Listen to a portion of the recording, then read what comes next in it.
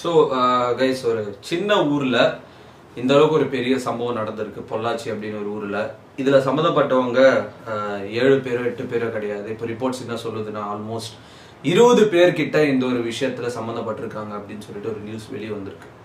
So நான் already இந்த விஷயத்த சொல்லியிருப்பேன். நான் காலேஜ் படிக்கும்போது லைக் ஸ்கூல் படிக்கும்போதுலாம் மோஸ்ட்லி எல்லாருக்கும் ஃப்ரெண்ட்ஸ் இருப்பாங்க, பொண்ணுங்களையும் ஃப்ரெண்ட்ஸ் இருப்பாங்க.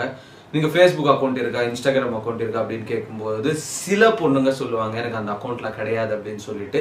என்னடா இந்த ஒரு செஞ்சுரியில Facebook account, Instagram account, WhatsApp use பண்ணாமல் பொண்ணுங்க இருக்காங்களா அப்படின்னு சொல்லிட்டு ஒரு பெரிய டவுட்ன்றது எல்லா பசங்களோட மனசுல இருக்கும். ஸோ பட் இப்போ நடந்த விஷயம் பார்த்ததுக்கு அப்புறம் அவங்க எதுக்கு அந்த மாதிரி சொன்னாங்க அப்படின்னு சொல்லிட்டு தான் நமக்கு மீனிங்ன்றதே புரியுது. ஃபேஸ்புக்ல ஃபேக் ஐடிஸ் கிரியேட் பண்ணிட்டு பொண்ணுங்க கிட்ட ஃப்ரெண்ட்ஷிப் பண்ணிட்டு அவங்கள வர வச்சு அவங்கள சித்திரவதை பண்ணி அவங்கள பார்த்தீங்கன்னா ரேப் பண்ற அளவுக்கு பார்த்தீங்கன்னா கவர்மெண்ட் ஃப்ரீடம் கொடுத்துருக்கு அப்படின்னு சொல்லும்போது ரொம்ப பெருமையா இருக்கு. ஸ்ட்ராங்கான எவிடன்ஸ் பார்த்தீங்கன்னா இப்போ வீடியோ மூலமா நிறைய யூடியூப் சேனல்ஸ்ல ரிலீஸ் பண்ணியிருக்காங்க, நியூஸ் சேனல்ஸ்லயே போட்டிருக்காங்க. அப்படி இருக்கும்போது எதுக்கு இந்த கவர்மெண்ட் பார்த்தீங்கன்னா எந்த விதமான ஆக்ஷன் இவங்கள மேல எடுக்கல?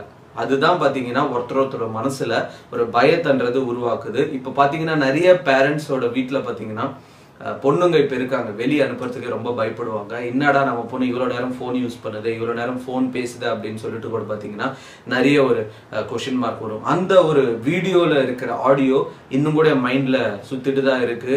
அண்ணா என்னை விட்டுடுங்க, அண்ணா என்னை விட்டுடுங்கன்னு சொல்லிட்டு அண்ணான்னு சொல்லும் போது கூட இந்த நாய்ங்களுக்கு எங்க மைண்ட் போச்சுன்னு தெரியல. கண்டிப்பா இதுக்கு பேக்ரவுண்ட்ல ஒரு பொலிட்டிக்கல் சோர்ஸ்ன்றது இருக்கு.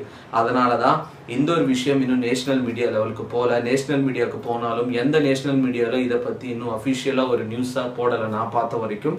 இதுக்கான தீர்வு கவர்மெண்ட் முடிவு எடுக்காம மக்களுக்கு எப்ப பவர் கொடுக்குதோ இந்த மாதிரி விஷயங்கள் இனிமே நடக்காம மக்களே அதுக்கு ஒரு தீர்ப்புன்றது சொல்லுவாங்க. ஸோ இந்த மெயினா பண்ற இந்த வீடியோ எதுக்கு பண்றேன் அப்படின்னா, எல்லா யூடியூப் சேனல்ஸும் பண்றாங்க, எல்லாரும் இதை பத்தி பேசுறாங்க, டிக்டாக் ஓபன் பண்ணாலும் இதை பத்தி தான் பேசுறாங்க அப்படின்னு ஒரு விஷயத்துக்காக நான் பண்ணல. ஒரு ஆன்லைன் சோர்ஸ்ல இந்த மாதிரி ஒரு பதிவு நான் பண்றதால என்ன மாதிரி பனிஷ்மெண்ட் கொடுக்கலாம் அப்படின்னு சொல்லிட்டு கமெண்ட் செக்ஷன்ல எல்லாருமே மென்ஷன் பண்ணுங்க. இது எனக்கு தெரிஞ்சு ஜெயில போடுறதாலேயோ அடிக்கிறதாலேயோ இனிமேல் இந்த தப்பு நான் பண்ண மாட்டேன், ஒரு 5 வருஷம் ஜெயில போடுறதாலேயோ இது நிக்காது. ஏன்னா ரீசெண்டா சென்னையில வியாசர்பாடியில 65 வயசு, ஸோ 65 வயசுல இருக்கிற ஒரு பாட்டிய ரேப் பண்ணியிருக்காங்க, 15 வயசு பையன். ஸோ இதெல்லாம் எங்க போய் முடியுது?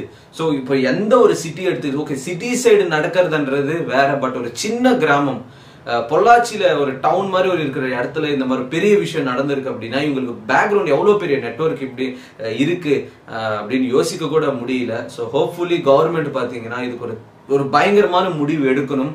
அந்த நாய்களை பாத்தீங்கன்னா சித்திரவதை செஞ்சே கொல்லணும். என்னோட ஒப்பீனியன் படி அந்த நாய்களை பாத்தீங்கன்னா சித்திரவதை செஞ்சே கொள்ளணும். ஒரே வாட்டிலாம் கொண்டுட கூடாது, சித்திரவதை செய்யணும். அந்த வலியை பார்த்தீங்கன்னா அவங்களும் அனுபவிக்கணும்.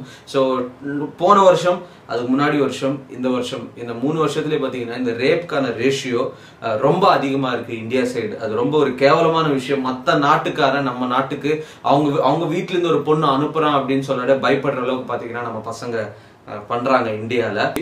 இந்த வீடியோ பார்த்தீங்கன்னா என்னோட மனசுல இருக்கிறதுனா நான் சொன்னேன். இது எத்தனை பேருக்கு புரிஞ்சிருக்கும் எனக்கு தெரியல. கமெண்ட் செக்ஷன்ல மென்ஷன் பண்ணுங்க. எல்லாருக்கும் இந்த ஒரு வீடியோ ஷேர் பண்ணுங்க. இன்னும் நிறைய விஷயம் சந்திக்கிறேன் கைஸ். நன்றி, வணக்கம்.